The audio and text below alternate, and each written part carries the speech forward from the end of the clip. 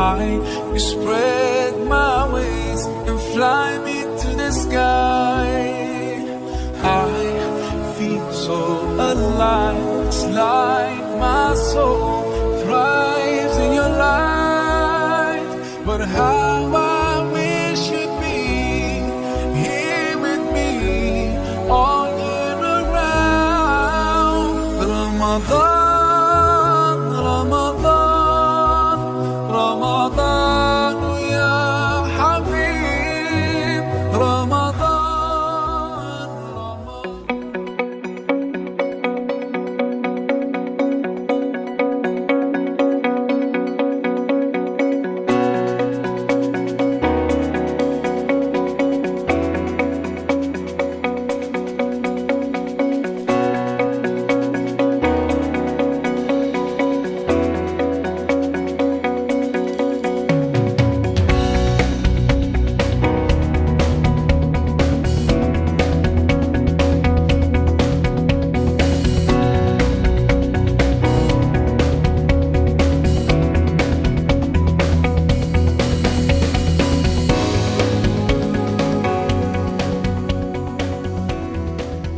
Assalamualaikum warahmatullahi wabarakatuh.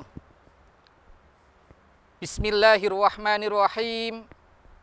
Alhamdulillah wassalatu wassalamu ala Rasulillah. La haula wala quwwata illa billah. Amma ba'dah. Anak-anakku, siswa-siswi SMA, SMK, PK, PLK Provinsi Jawa Timur, melalui program kegiatan Pondok Ramadan Online yang diselenggarakan oleh Dinas Pendidikan Provinsi Jawa Timur, bersama saya Faizin, guru PAI SMA Negeri 15 Surabaya, kita akan belajar bersama tentang tema membangun karakter Baitul Jannati dari Uwais Al-Qarni. Anak-anakku yang saya banggakan, suatu ketika Baginda Rasulullah Sallallahu Alaihi Wasallam berada di sebuah majelis dengan para sahabat seperti biasa mengadakan sebuah halakoh pertemuan.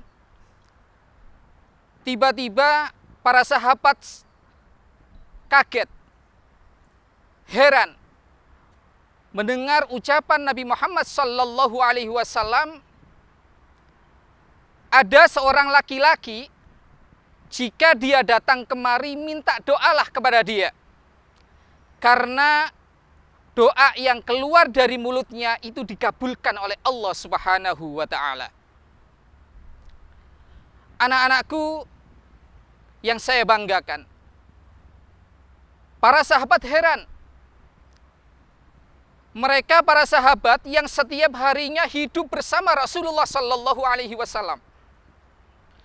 Para sahabat bersama berperang di medan perang. Para sahabat selalu sholat berjamaah. Tetapi ada orang yang doanya lebih dikabulkan oleh Allah Subhanahu wa ta'ala selain kelompok para sahabat.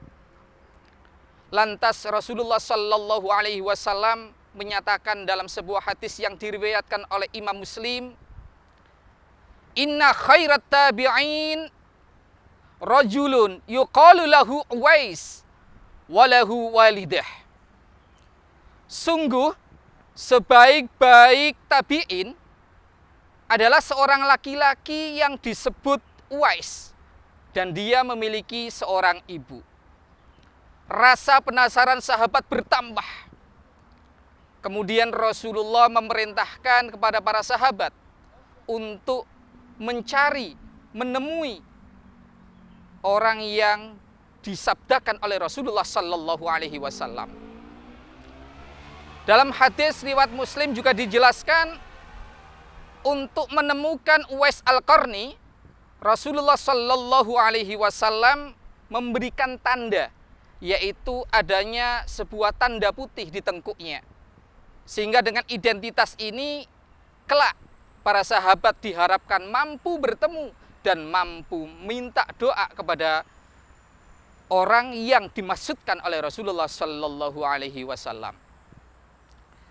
Dan yang lebih mengherankan lagi, setelah bertemu sekian lama akhirnya terjadi pertemuan dengan Umar bin Khattab, Ali bin Abi Thalib.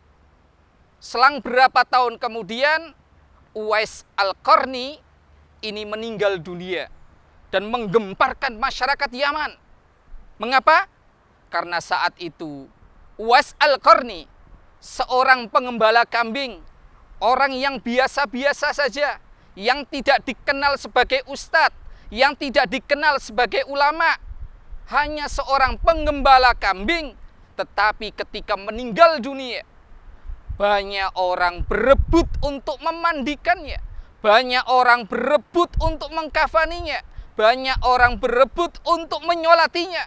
Bahkan ketika pemakaman, banyak orang yang berebut untuk mengangkat jenazahnya dimasukkan ke dalam liang lahat.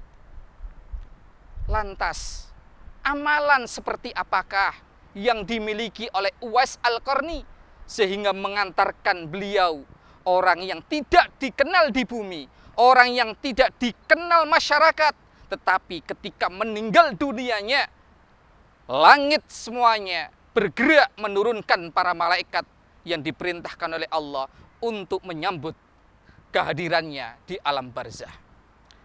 Anak-anakku yang saya banggakan, setidaknya pada materi kali ini, pada kesempatan kali ini kita akan belajar dua hal. Yang pertama yang kita akan pelajari adalah bagaimana Uwais Al-Qarni menaruh harapan, dan yang kedua bagaimana Uwais Al-Qarni menjadi tumpuan harapan bagi orang tuanya. Kita akan belajar 4 karakter. Yang pertama yang kita akan pelajari adalah 2 karakter, yaitu karakter komunikatif, sikap yang sangat komunikatif, dan karakter kolaboratif, network yang menciptakan jejaring dalam hidupnya, yang mengantarkan dia dimuliakan oleh Allah dan seluruh penghuni langit. Singkat cerita, Uwais Al-Qarni sebagai seorang anak, tentunya kita sebagai anak juga, tentunya punya harapan-harapan yang terkadang kita tidak berani menyampaikan kepada orang tua. Kita ada perasaan takut, kita punya persepsi sendiri, kita kadang-kadang ngomong dengan diri kita sendiri ketika ketakutan ini dan itu, tidak punya keberanian untuk menyampaikan. Dan ini sama yang terjadi kepada Uwais Al-Qarni. Al-Qarni punya sebuah keinginan, yaitu kerinduan untuk bertemu dengan sang baginda, junjungan kita Nabi Muhammad sallallahu alaihi wasallam. Ingin bertatap muka, ingin ketemu langsung dengan wajah Rasulullah sallallahu alaihi wasallam. Perasaan ini gundah-gulana setiap hari. Apalagi ketika terdengar beberapa rombongan tetangganya pulang dari kota Madinah menemui baginda Rasulullah sallallahu alaihi wasallam, hatinya semakin gelisah, rasa rindunya semakin berat, tetes air mata tak tertahankan olehnya. Perasaan ini setiap hari menumpuk dan tak tertahankan. Tetapi Uwais Al-Qarni sebagai anak yang berbakti, yang memiliki seorang ibu yang lumpuh, yang buta, yang sudah sepuh, yang sudah uzur, tentunya Uwais Al-Qarni adalah anak yang tidak ingin menyakiti hatinya ibunya sedikit pun, menunggu momen yang tepat untuk menyampaikan keinginan bertemu baginda Nabi Muhammad sallallahu alaihi wasallam. Akhirnya bertemulah sebuah titik waktu di mana Uwais Al-Qarni merasa ini adalah waktu yang pas untuk menyampaikan, untuk menghaturkan, untuk memohon izin, diperkenankan berangkat ke kota Madinah menemui baginda Nabi Muhammad sallallahu alaihi wasallam. Ibunya mendengar keinginannya sang anak yang sangat berbakti ini, terharu, terneteskan air mata, dan akhirnya mengizinkan. Uwais Al-Qarni sangat bahagia. Pintu kebahagiaan terbuka karena dia sudah mendapatkan izin, ridho dari orang tuanya untuk pergi menemui sang kekasih, sang idolanya, yaitu Nabi Muhammad sallallahu alaihi wasallam. Bergemaslah sang Uwais Qarni, disiapkan semua perbekalan, memastikan apa yang ada di dalam rumah, kebutuhan-kebutuhan untuk ibunya selama ditinggal tercukupi. Dan dia tidak lupa menghubungi tetangga-tetangga untuk berkenan menemani ibunya, melayani ibunya ketika ibunya membutuhkan sesuatu. Bertemulah akhirnya Uwais Al-Qarni dengan Siti Aisyah di kota Madinah. Tetapi yang mengecewakan buat Uwais Al-Qarni adalah Nabi Muhammad sallallahu alaihi wasallam yang didambakan pertemuannya, bermuwajahah, bertatap muka langsung, ternyata tidak terwujud. Pupus sudah keinginannya. Kenapa? Karena saat itu baginda Nabi Muhammad sallallahu alaihi wasallam telah berangkat pergi berperang. Uwais Al-Qarni dilema, bingung, galau, karena teringat pesan sang ibunda. Ibundanya berpesan, berangkatlah menemui sang baginda Nabi, tetapi jangan lama-lama. Setelah kelemu, silakan kembali lagi. Antara keinginan untuk tetap bertahan menemui Nabi Muhammad dan untuk kembali bersegera menemui sang ibunda, terjadi perang batin berkecamuk di dalam dirinya. Menunggu kepastian kapan pulang baginda Nabi Muhammad sallallahu alaihi wasallam, tidak ada kepastian. Tetapi yang pasti, dia merasakan bagaimana perasaannya seorang tua yang buta, yang lumpuh. Bagaimana aku tega dalam hatinya Uwais Al-Qarni meninggalkan terlalu lama ibu yang sangat membutuhkannya. Dengan perasaan kecewa, langkah gontai, lemah, letih, lesu. Rasa kecewa itu kemudian dia tetap jaga dalam hatinya karena dia mempunyai kewajiban yang lebih, yaitu menjaga sang ibunda. Akhirnya pulanglah dia menemui sang ibundanya sesuai dengan pesannya. Anak-anakku yang sangat saya banggakan. Dari cerita singkat ini kita bisa belajar bagaimana seorang anak yang mempunyai harapan-harapan, tetapi harapan itu harus dipertimbangkan karena anak itu hadir ada orang tua, sehingga butuh dimusyawarahkan, butuh minimal minta izin, tidak membuat kesepakatan sendiri, tidak membuat keputusan sendiri tanpa ada izin, tanpa ada permisi, tanpa ada pertimbangan dari orang tua. Karena Uwais Al-Qarni sangat mengikuti sabda Nabi Muhammad sallallahu alaihi wasallam, yaitu bakti orang tua dan ridho orang tua baginya adalah nomor satu setelah Tuhannya. Anak-anakku yang sangat saya banggakan, di tengah-tengah musibah yang melanda kita, bahkan di dunia internasional, tentunya menghadirkan banyak masalah buat kehidupan kita. Maka dengan hadirnya kita di rumah, yang setiap hari dulu kita tidak temu, dengan adanya pandemi kita ketemu setiap hari. Kehadiran kita jangan sampai membuat masalah. Hadirkan baiti jannati dengan konsep keinginan apapun ketika ada di rumah. Jangan mengambil sikap sendiri, tapi pikirkan keselamatan, kenyamanan, ketenangan orang tua kita. Sehingga apapun yang akan kita lakukan ketika kita keluar ke rumah, komunikasikan dengan baik. Sehingga orang tua juga ridho, kita juga merasa bahagia. Sehingga dua hal kita dapatkan. Kita mendapatkan harapan kita dan orang tua juga mendapatkan harapan melihat anaknya dalam keadaan selamat dan bahagia.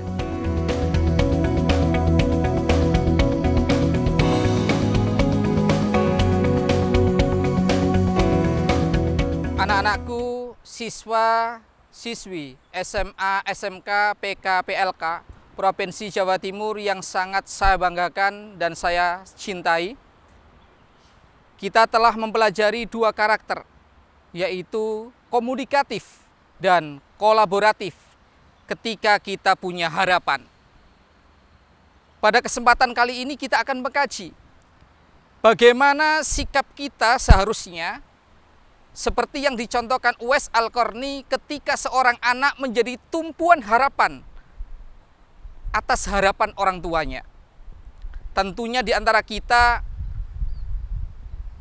pernah ada curhatan-curhatan dari orang tua bahwa orang tua ingin ini dan itu. Tetapi dalam konteks ini Uwais Al-Qarni mendapatkan kejutan. Sebuah harapan yang menurut lumrah orang, masyarakat umumnya melihat kondisi Uwais Al-Qarni hanyalah seorang pengembala kambing. Dan itu pun cukup untuk memenuhi kebutuhan hidup sehari-harinya.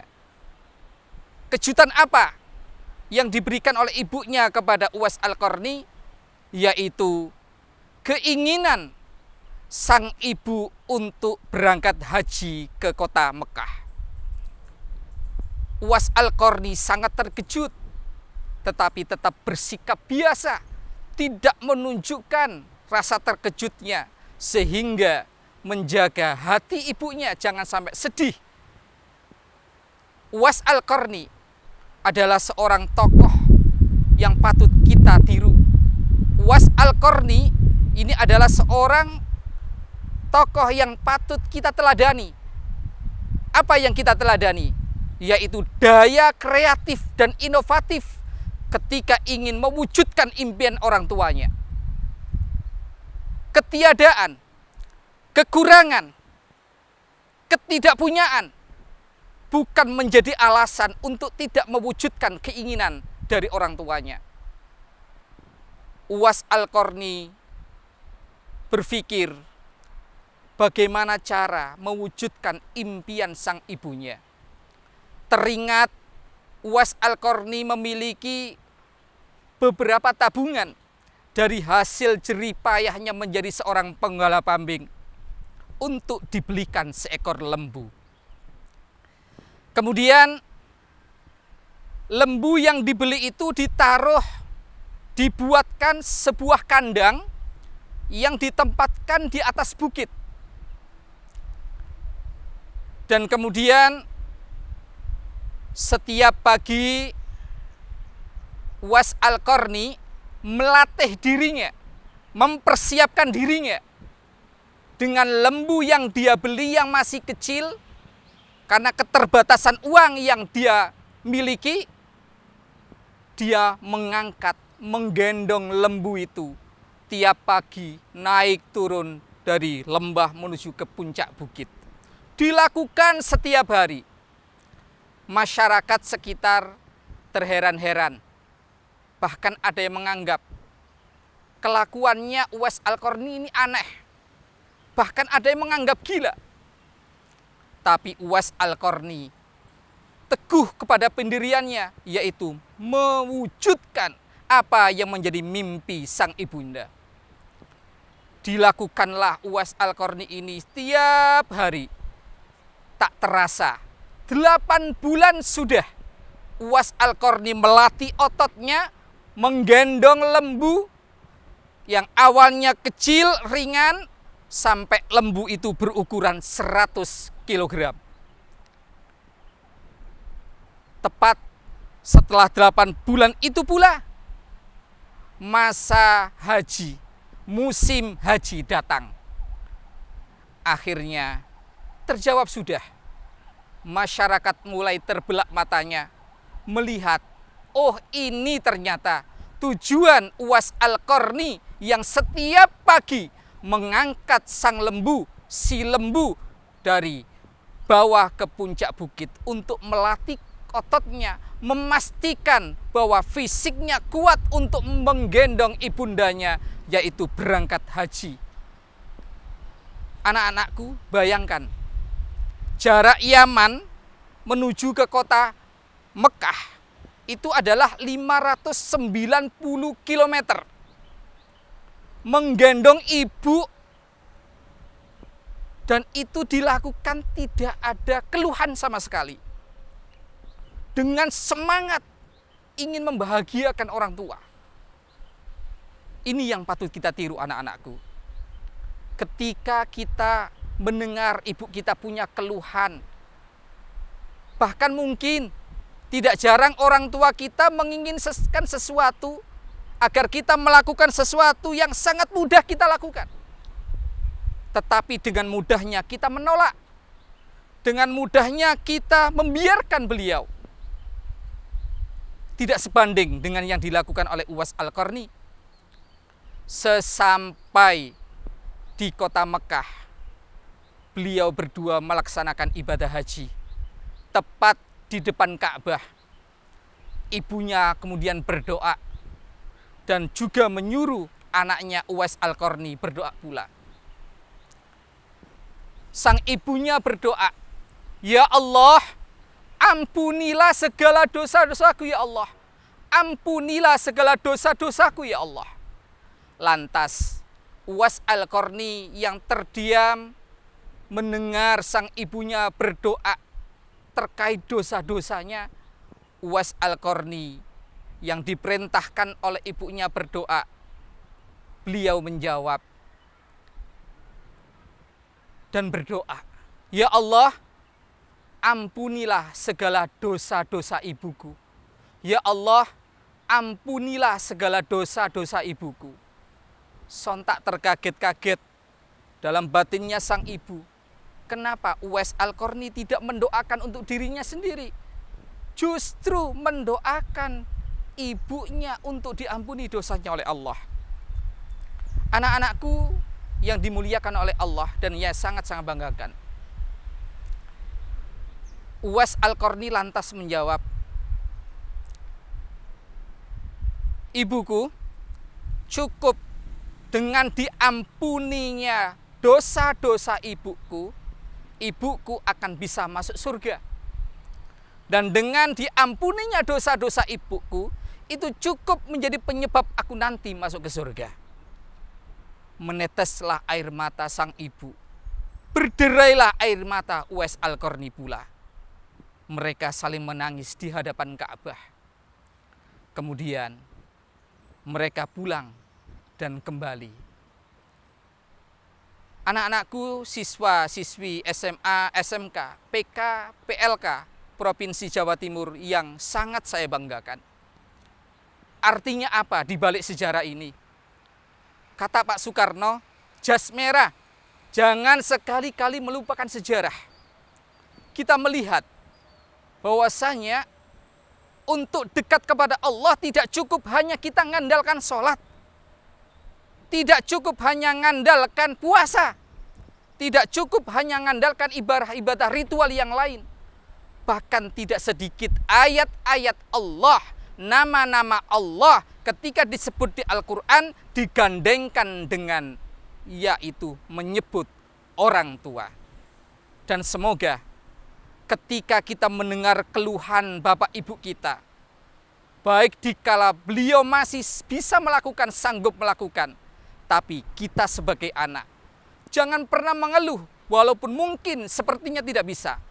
Kita sebagai siswa harus punya daya, yaitu daya kreatif, berpikir bagaimana bisa mewujudkan, dan daya inovatif, bagaimana kita bisa menciptakan sesuatu yang menjadi instrumen, alat mengantarkan kita bisa mewujudkan impian sang ibu kita. Dan semoga semuanya terwujud. Amin.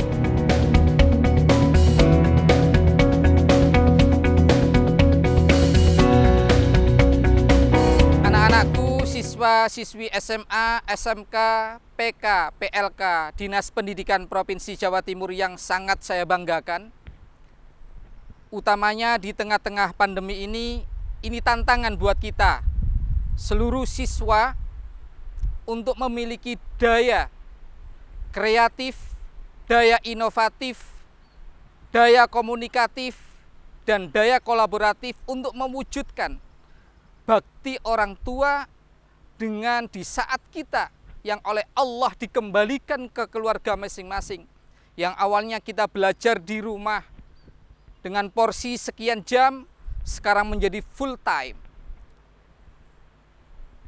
dengan menjadi Uwais Al-Qarni yang baru ini, tentunya ini sesuai dengan harapan pencipta kita, yaitu Allah Subhanahu wa taala.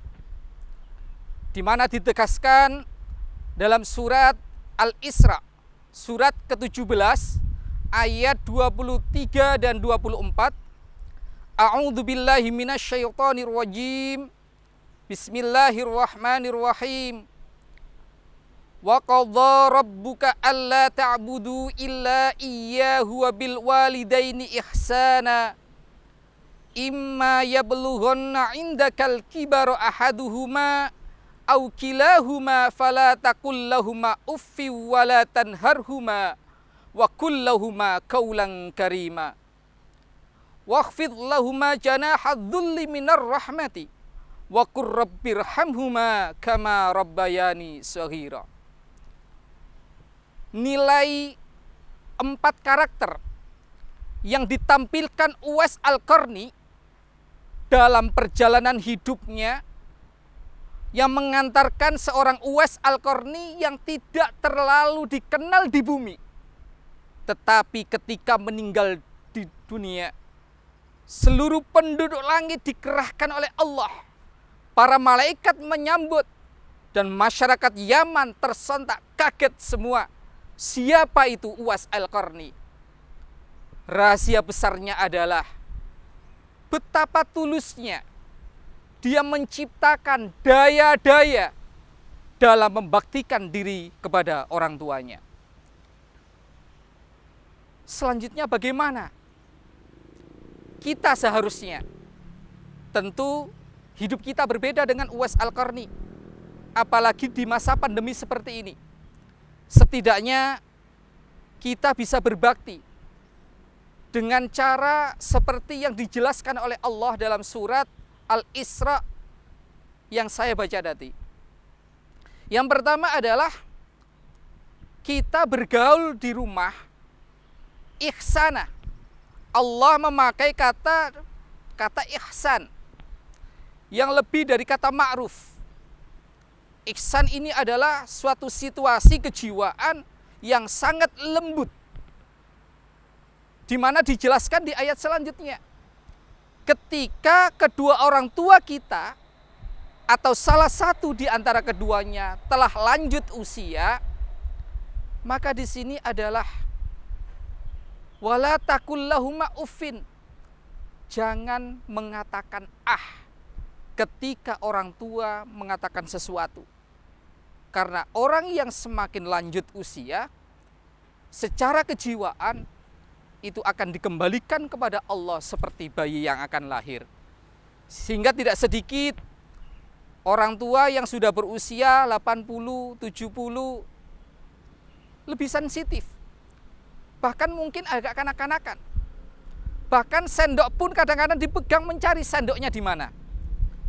Sehingga melalui ayat ini Allah menegaskan bahwa seorang anak harus mempunyai daya yang kuat untuk mengendalikan diri ketika menyikapi orang tua. Jangan pernah mengatakan apalagi membentaknya. Di musim pandemi seperti ini, di mana banyak orang-orang yang awalnya bekerja dengan baik, akhirnya harus berada di rumah. Penghasilan yang biasanya normal sehingga mengalami perubahan. Maka kita sebagai anak di sini harus mau tahu kondisi ini. Kita tidak hanya harus orang tua tahu harapan kita, orang tua harus memahami kita, tapi kita harus saling mau tahu. Yang ketiga adalah ketika orang tua kita sudah lanjut usia, ketika orang tua kita tidak bisa berbuat apa-apa, maka daya kreatif kita harus muncul, yaitu selalu mendoakan kedua orang tua, karena orang tua sebentar lagi dipanggil oleh Allah Subhanahu wa taala. Di antaranya adalah tandanya beruban. Makanya ketika beruban ini semakin bijaklah orang itu. Allah sudah ngirim tanda bahwa Israel akan menyapanya. Maka kita sebagai anak punya kewajiban, rasa empati sebagaimana empati, rasa belas kasih yang ditunjukkan orang tua kita ketika kita kecil. Ingat anak-anakku, ketika kita kelak sudah sukses dan kita tunda untuk membahagiakan apa yang diinginkan orang tua hari ini, ingat, belum tentu ketika kelak kita sukses, apa yang diharapkan ibu kita dulu, itu akan diharapkan. Bahkan bisa jadi kita nggak punya kesempatan lagi di saat pandemi ini tiada. Di saat pandemi sudah selesai. Justru di saat pandemi itu, mungkin orang tua kita diambil oleh Allah Subhanahu wa Ta'ala. Sehingga melalui ayat ini, marilah kita bersikap lebih bijak ketika menghadapi orang tua. Ingat, likulli syai'in maziyah. Segala sesuatu itu punya keistimewaan. Sehingga ketika melihat sesuatu, maka lihatlah dengan kacamata positif. Carilah sisi positif. Carilah sisi baik. Tidak ada orang tua satupun di dunia ini yang mengharapkan anaknya akan celaka. Tidak ada satupun orang tua di dunia ini yang mengharapkan agar anaknya tidak sukses.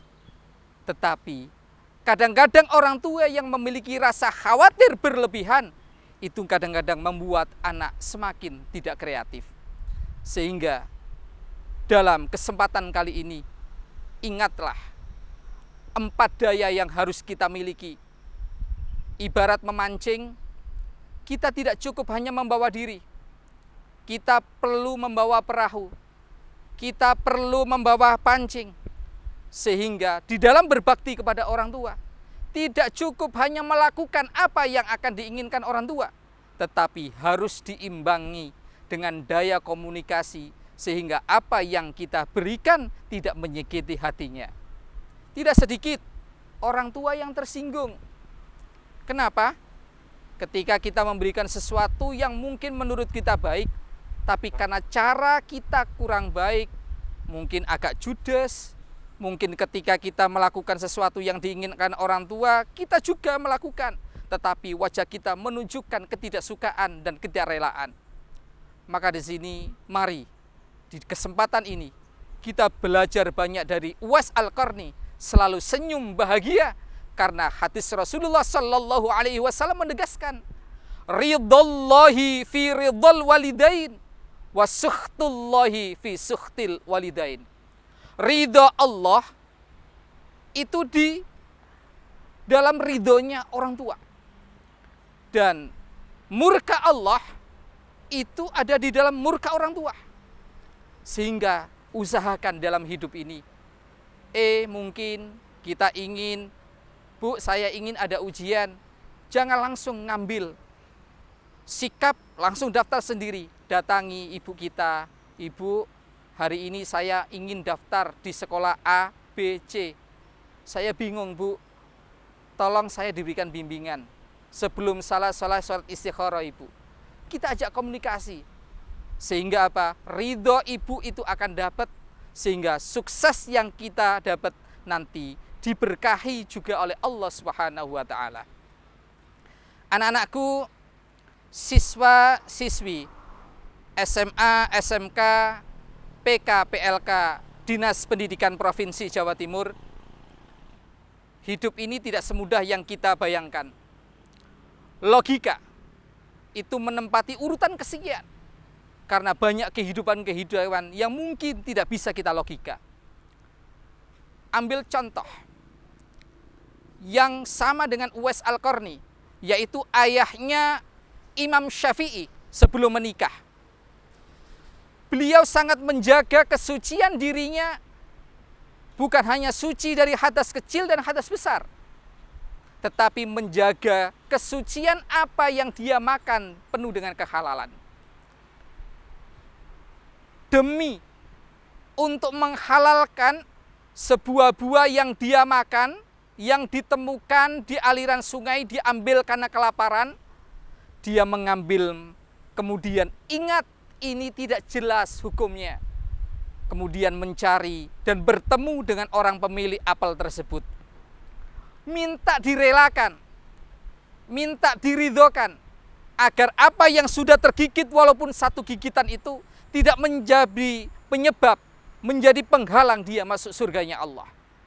Tetapi si pemilik itu menjawab, aku rela menerima, tapi dengan catatan kamu harus menjadi orang yang bekerja di kebunku selama 3 tahun. Ketika menghadapi dilema seperti ini, ayahnya Imam Syafi'i tidak lantas mengambil sikap sendiri. Pulanglah menemui kedua orang tuanya, dikomunikasikan, kemudian didiskusikan, ridho orang tua bersamanya. Dan kemudian jadilah beliau bekerja selama 3 tahun. Demi kehalalan itu, Allah mengiringi kehidupannya dan dihadirkan, dilahirkan, dimunculkan dari garis keturunannya seorang imam besar, tokoh internasional yang diikuti hampir mayoritas penduduk di dunia ini, yaitu Imam Syafi'i yang kecil sudah hafal Al-Quran 30 juz, bahkan sudah menjadi seorang mufti, yaitu pengganti dari seorang imam yang bernama Imam Maliki. Semoga dengan hadirnya pandemi ini juga menghadirkan daya kita untuk lebih membaktikan kepada orang tua kita yang ketika banyak masalah, tapi kita menghadirkan sebagai penyosuli atau pemberi solusi atas masalah. Dan semoga kita selalu dikuatkan oleh Allah dan kita selalu dibimbing oleh Allah. Amin. Anak-anakku, siswa-siswi SMA, SMK, PKPLK, Dinas Pendidikan Provinsi Jawa Timur, mari kita akhiri pertemuan kali ini. Semoga ilmu yang kita dapat adalah ilmu yang berbuah, sehingga bisa menjadi amal jariah kita. Dan semoga keluarga kita menjadi keluarga yang baiti jannati dengan belajar banyak dari karakter Uwais Al-Qarni. Mari kita mengangkat tangan kepada Allah Subhanahu wa taala. Kita berdoa semoga hadir kita bukan menjadi masalah, tapi hadir kita menjadi penenang qurrata ayun bagi keluarga kita. A'udzubillahi minasyaitonirrajim. Bismillahirrahmanirrahim. Alhamdulillahirabbil alamin. Allahumma shalli wa sallim wa barik ala sayyidina Muhammad walhamdulillahirabbil alamin. Rabbana ighfir lana dzunubana wali walidina warhamhum kama rabbawna shighara. Rabbana hab lana min azwajina wa dzurriyyatina qurrata a'yun waj'alna lil muttaqina imama. Rabbi habli minas shalihin. Rabbi habli minas shalihin. Rabbi habli minas shalihin. Rabbi la tadharni fardaw anta khairul warithin. Subhanakallahumma wa bihamdika asyhadu an la ilaha illa anta astaghfiruka wa atubu ilaik. Walhamdulillahi rabbil alamin. Demikian anak-anakku. Wassalamualaikum warahmatullahi wabarakatuh.